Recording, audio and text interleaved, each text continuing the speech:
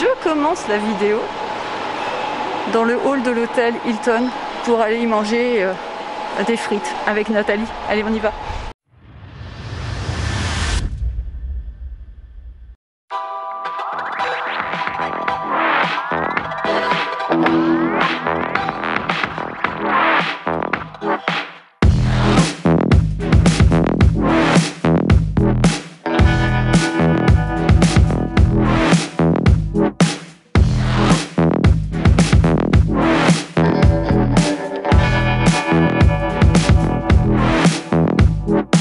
Il faut commencer par le commencement.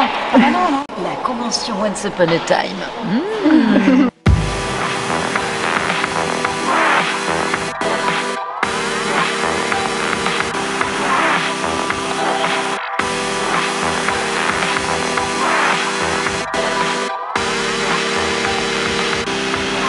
Et bien c'est parti.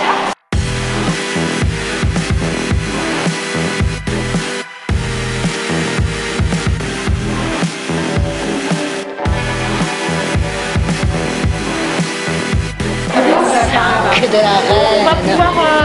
Est-ce qu'elle est en retard, la reine, ce soir? On y va ou pas? Et je vois toutes les petites fans de mes lives culinaires qui sont là.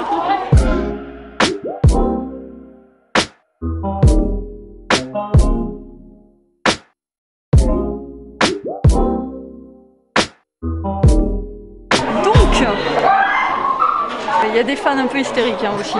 C'est une convention Once Upon a Time à l'hôtel Hilton à côté de l'aéroport Charles de Gaulle.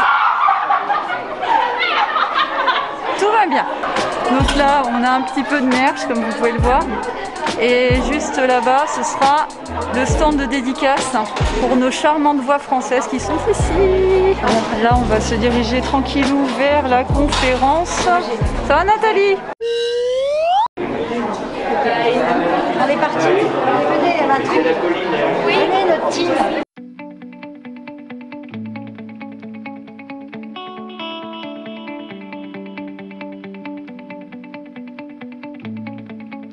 Si je vous dis, je te retrouverai toujours. Donc Marie-Eugénie Maréchal, Blanche-Neige.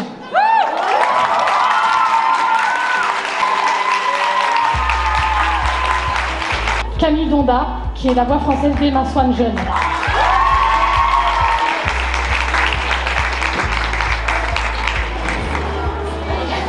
Notre troisième, c'est sa première convention, sa toute première convention, elle n'en a jamais fait avant, donc réservez-lui un bel accueil pour Leslie Lipkins, la voix de Megara.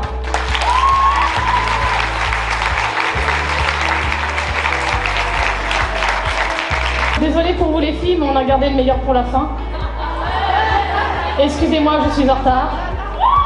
Nathalie Hunt, Regina. Regardez-moi cette entrée avec classe. Notez bien, elle a mis les talents rien que pour vous.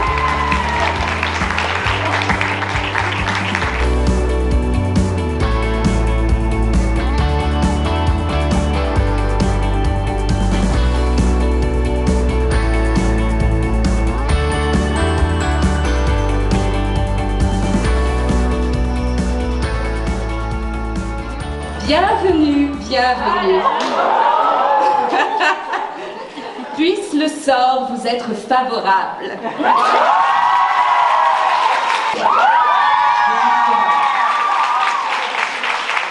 C'est vous qui êtes en retard ce soir, non?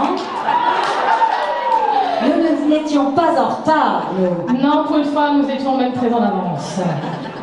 Mais on adore les pommes. Et bien rouges. Donc, Regina Mills, Lana que tu as doublé également depuis pas mal d'années avec 24 heures chrono, Boomtown, Covent Affair et Wyoming Kill justement. Bon, j'ai hâte de voir les épisodes lycée. Alors, est-ce qu'il y en a qui regardent l'émission Le Meilleur Pâtissier? Est-ce que vous aimez la chantilly? Voilà. Tu as une chaîne YouTube parce que depuis le confinement, tu cuisines en live tous les dimanches. Ouais, j'ai pas mal de petits padawans qui sont là, je crois. Ça me fait bien Donc n'hésitez pas. Mini, Si vous êtes en panne d'inspiration de recettes, vous pouvez aller vous inscrire sur sa chaîne YouTube, Voilà. Ouma Michaud. Ouma Michaud, et tous les dimanches soirs sur Instagram en live, Nathalie Hox, je cuisine avec aussi pas mal de copains et copines du doublage. Donc on vous fait des voix et on cuisine ensemble, donc on passe un bon moment. Voilà, c'était l'instant pub pour Avec Mario, on va faire, on a prévu un truc, ça va être, et avec Enzo. Avec Enzo, notre fils à toutes les deux. Voilà, notre fils à toutes les deux, parce qu'on est quand même ses premières mamans du doublage quand même, hein, dans Once Upon a Time. Donc on a prévu avec Enzo Razzito de faire un live cuisine et voix. On va bien rigoler, mais on vous tient au courant sur les réseaux. Il ne va pas falloir hésiter à suivre ça de près alors.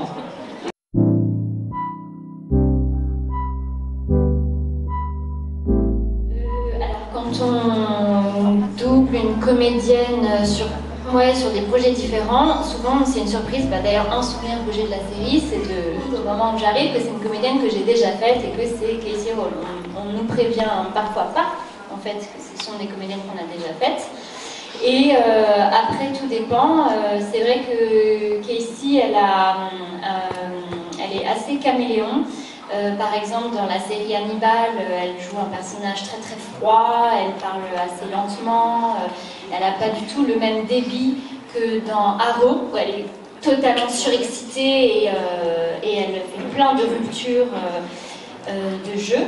Donc par exemple, quand je l'ai doublée dans Arrow, j'ai eu un temps d'adaptation effectivement parce que dès la première scène, c'est comme ça et je me dis oh là ok je t'ai pas connue comme ça dans Hannibal, là je l'ai et donc ça c'est toujours intéressant, voilà. Et puis dans Wayward Pines, elle est très très autoritaire, donc là je me souviens aussi que j'avais un peu adapté ma voix parce qu'elle était vachement dans les graves sur cette série là, qu'elle n'utilisait pas du tout dans ses autres rôles, et encore pour marquer l'autorité il faut du coup nous aussi aller dans le grave et puis voilà. Oui, alors c'est vrai que pour Lana, bon, elle a une voix très, très identifiable, elle a une façon de parler comme ça. Alors c'est vrai qu'elle compose aussi sur Once Upon a Time, quand elle fait Emily Queen, évidemment elle n'est pas du tout la même que quand elle est très douce, une douce mère Regina. Mais sur Why Women Kill, j'ai retrouvé évidemment ces traits de composition, de jeu. Je pense qu'ils se sont inspirés aussi de sa grande folie, parce qu'elle a vraiment une folie, Lana, quand elle joue. Elle a quelque chose de déchiré et en même temps de fort, et je pense que en effet sur Why Women Kill ça a été un petit peu la même chose, et je l'ai beaucoup retrouvé à travers ce rôle sur les différentes palettes qu'elle pouvait avoir sur Once, et donc voilà, c'était juste le bonheur de la retrouver, quoi. Voilà. Et toi justement, Marie-Génie, est-ce que tu as retrouvé Jennifer Gomez dans la première saison de Why Women Kill? Est-ce qu'il y a une différence Oui, il y a forcément une différence parce que le rôle n'est pas le même et tout. Même si à la fin de la saison de Why Women Kill, elle est un petit peu plus vicieuse, un petit peu plus... voilà. Elle a quand même toujours une apparente douceur, et voilà. Le fait aussi que ce soit placé dans les années 50 fait que... il y a une espèce de tenue dans le langage et tout qui quand même rappelle un peu Blanche, quoi qu'il en soit. Voilà, la fois où elle était très différente, c'est avant Once Upon a Time, c'est dans une série qui était sur les Mormons, qui s'appelait Big Love, et qui était vraiment une super série où là elle avait un rôle complètement à contre-emploi. Elle faisait la 4e femme d'un homme, d'un Mormon, et le personnage était très déluré. Et voilà, donc là pour moi c'était une surprise de la trouver sur Once Upon a Time, si gentille, si douce, et voilà. Ouais.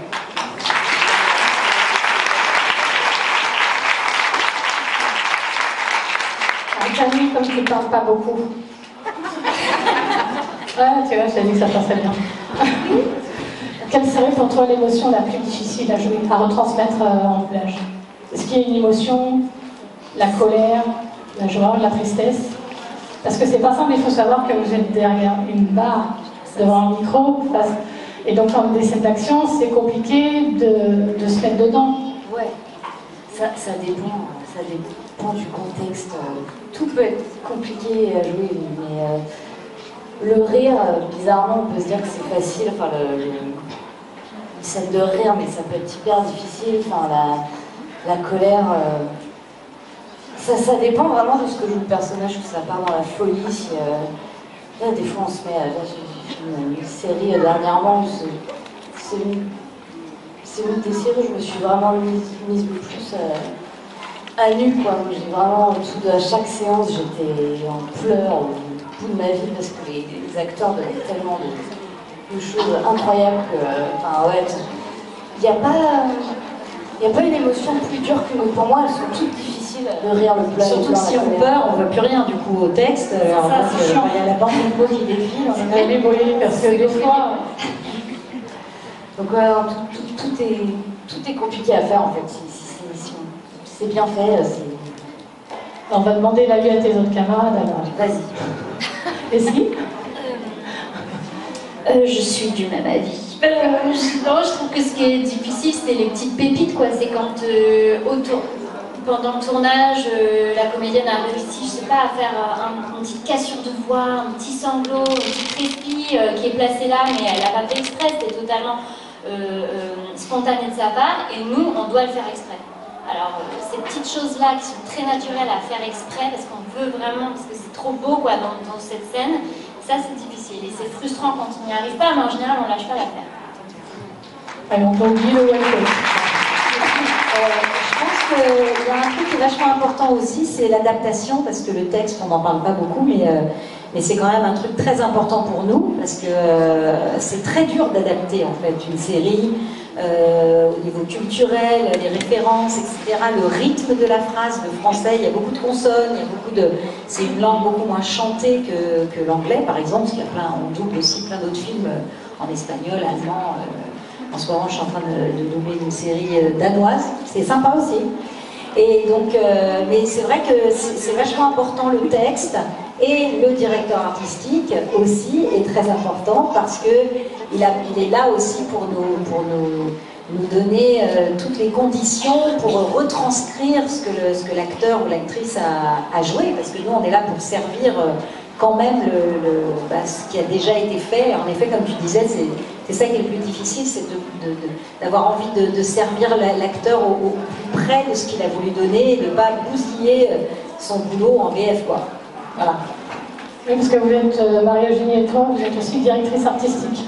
Donc Marie-Eugénie, tu as travaillé sur Riverdale. Ouais. Entre autres. Entre autres, ouais. 8 quand même, il n'y a pas de fan de Riverdale ici. Oui. Il faut que ça remonte, ouais, d'accord. Voilà. C'est difficile, oui, parce qu'on a peu de temps pour travailler, donc c'est vrai qu'il faut se mettre tout de suite dedans, être efficace, et parfois c'est pas tout à fait compatible. Quand on arrive et qu'il y a une scène de pleurs, on était dans le couloir à prendre un café et en 30 secondes, il faut se mettre dedans, donc il n'y a pas de conditions comme sur un tournage où on se maquille, où on se met en costume, où on répète un petit peu. Donc c'est ça qui est très compliqué, c'est de passer d'un personnage ou d'un état à un autre comme ça, quasiment spontanément. Alors, si je ne me trompe pas, si c'est toujours d'actualité, vous enregistrez 4 épisodes par semaine, c'est ça? Alors ça dépend des séries. Par exemple, moi je parle là pour Riverdale, par exemple, on n'enregistre qu'un épisode par semaine et on a très très peu de temps pour l'enregistrer parce que l'ADF sort en même temps que les États-Unis. Donc il faut que ça soit adapté, qu'on s'occupe de faire venir les comédiens, etc. Et 15 jours après, c'est diffusé. Par exemple, l'épisode là qui va sortir mercredi, on l'a enregistré la semaine dernière. Donc le temps est souvent très très court. Vous voyez qu'aux États-Unis, ils ont 1 semaine pour tourner un épisode, là ils ont 4 jours pour. 5 jours pour faire 4 épisodes. Là, en l'occurrence, on enregistre à peu près le rythme en ce moment parce que avec le Covid, on peut avoir qu'un comédien en plateau, voire 2 maximum, pour ceux qui acceptent d'être 2 par 2. Donc on a à peu près 2 jours pour enregistrer un épisode, mais en général ça tourne plutôt autour d'un jour et demi pour enregistrer un épisode, voilà, de 45 minutes. Pareil, c'est pas facile pour avoir une belle version française de ta vidéo. Et Nathalie, je crois que tu fais de la direction, mais sur du dessin, sur de l'animé aussi beaucoup. Oui, je travaille beaucoup dans l'animation. Donc le dernier projet là, c'était Dragon Génie pour Netflix. C'était génial, Génie Dragon, je crois que c'était ça, plutôt Génie Dragon. Et une série aussi, Les Contes Grinçants et Grimaçants. Je vous invite à aller regarder une série de ouf sur Netflix aussi, une série d'anime qui est vraiment géniale.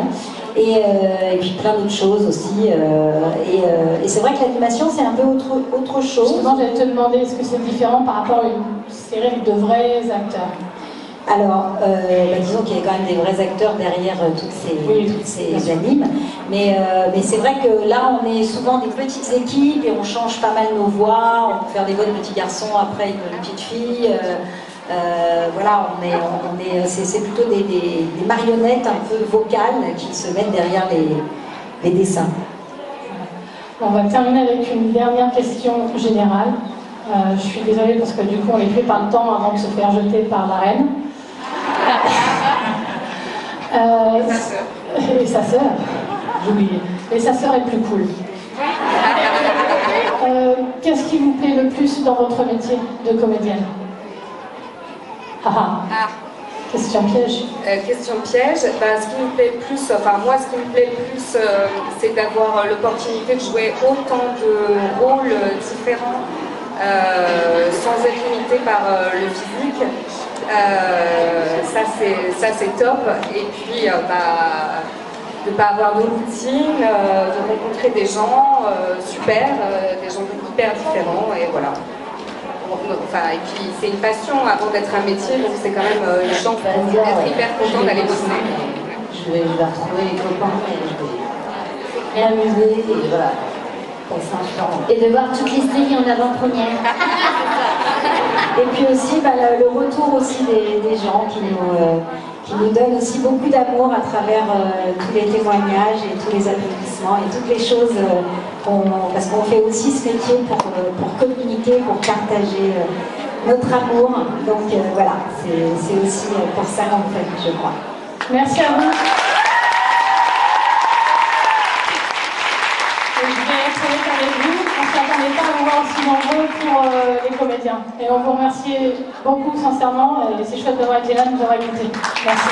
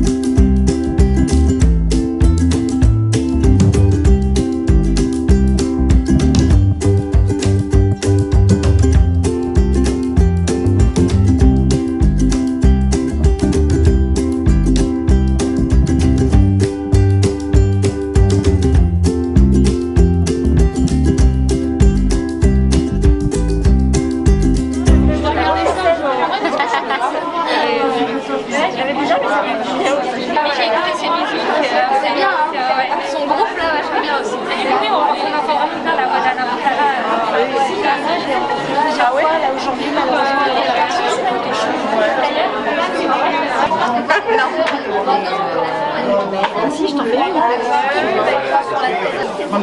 Merci à vous. Ah bah très bien. Faire mettre une antiteuf.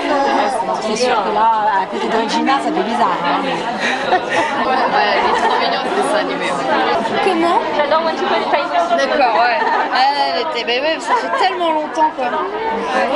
Caroline, tu m'as dit, putain, j'ai du mal. Mon cerveau quoi.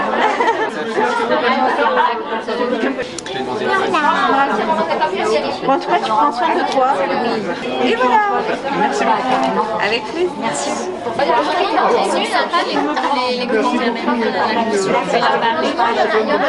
C'est genre divertissant. Moi j'en ai beaucoup. Ah oui. Ouais, alors je me faisais Anna dans les autres. J'adore la voix. Ah, c'est rare qu'on ait un accueil comme ça. Et ben là, c'est marrant.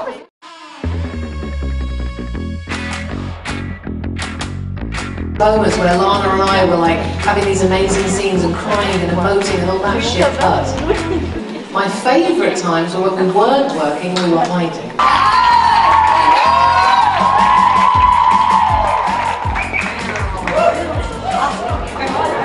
can't take mine, I've got nothing on them.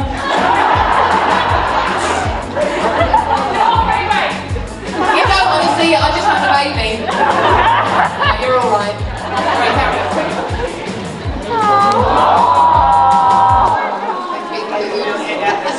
Very comfortable.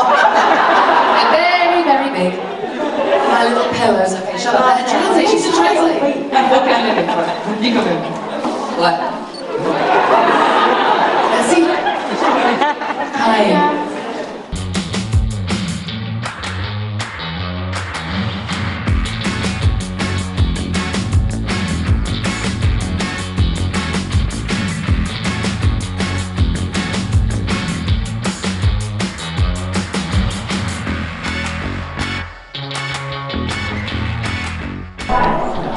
Je me suis pris celui-là, il est trop beau. Il est trop bien. Je vais peut-être me le prendre aussi.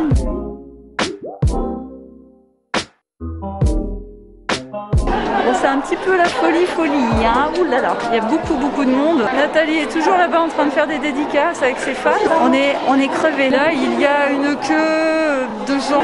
Ça doit être pour les photos sur lesquelles ils sont avec les acteurs. Il me semble. Un petit peu de merchandising. J'ai acheté au monsieur là-bas qui est américain un t-shirt de Regina qui est juste super. Vous verrez ça plus tard. Et Nathalie a pris le même. C'est vrai qu'on a craqué sur le même t-shirt. Il est vraiment excellent, vous verrez. Je vous avoue que ça a été très court, mais alors très intense. Hein. Ah bah on est bien là dans la lumière. 70. Ah, comme ça on voit à quel point je suis rouge. Qu'est-ce qu'ils font? Ah, c'est des enchères carrément. Alors 130, 140, donc nous en sommes à 400. Bougez pas, j'arrive. On est repassé à 420 devant. 460. Jugé Jugé vendu, félicitations. On peut les applaudir très très fort. On va la plier joliment. Allez, on va vous accompagner et ensuite vous pourrez aller la faire signer du coup en priorité au Pédard. Donc, je vous explique en gros ce qui s'est passé. Ils ont vendu une immense affiche de Once Upon a Time aux enchères pour aller la faire dédicacer par les acteurs en privé en fait. Voilà. Donc 460 €. Et une méchante reine.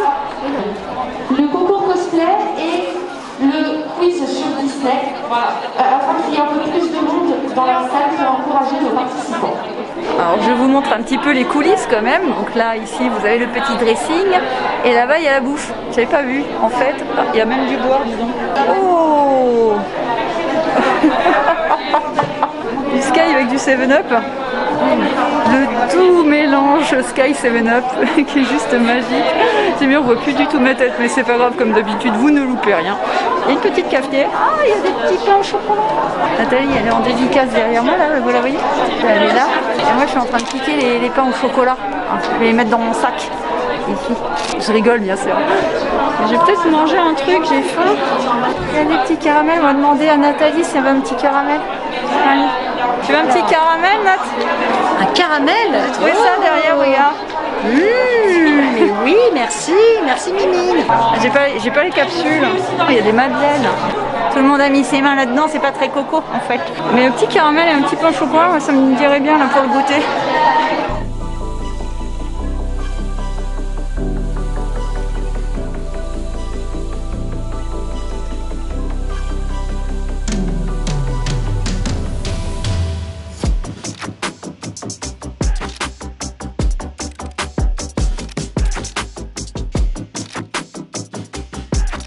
Allez, on y va. C'est parti. Merci, au revoir. Voilà. Oui, je parle à ma caméra. Elles n'ont pas l'habitude. On rentre et on va se reposer. Je vais clôturer cette vidéo pour une fois avec Nathalie. Là, on va rentrer tranquillou et on va faire ça tout à l'heure. Au revoir, Nathalie. Oh merde. Ah, le piège. Putain, je gueule dans le hall, ça résonne. J'ai failli me manger la porte du tourniquet. J'ai failli m'assommer, quoi. Allez, go. Ouais. Donc en direct Ouais, de la cuisine de Nathalie. Merci encore pour cette journée, c'était super. Bah merci à toi, on a passé une super journée. À bientôt. À bientôt. Et puis voilà, je sais pas conclure mes vidéos comme d'habitude. Bah, voilà. On n'a pas envie de vous dire au revoir, c'est surtout ça. C'est ça. Allez, gros bisous. Ciao.